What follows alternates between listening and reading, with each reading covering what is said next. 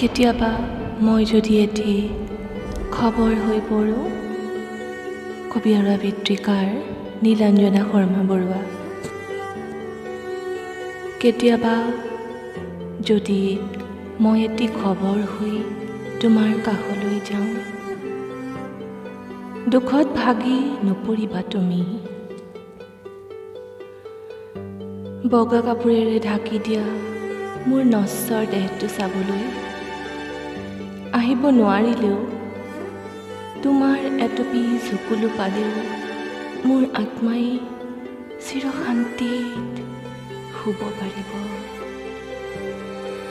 সিদিনা সকলোৱে মোৰ গুণগান গাব, জীৱিত কালত দিয়া বদনামবোৰ নিলগাই থব। সিদিনা পৃথিৱীখন কেৱল মোৰ হ'ব, সকলোৱে মোৰ বাবে এটপি চকুলো টুকিব। মই ভাল পোৱা বগা ফুলেৰে মোক সজাই দিব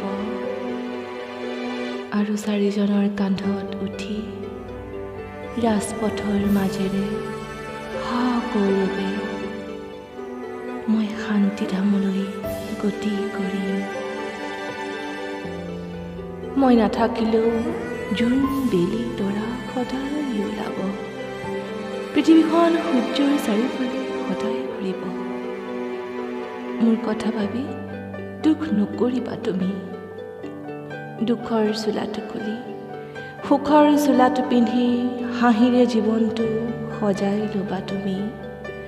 আৰু মই তোমাৰ বিৰালীৰ শেৱালিজোপা হৈ সুবাস বিলাই থাকিম গোটেই জীৱন জুৰি।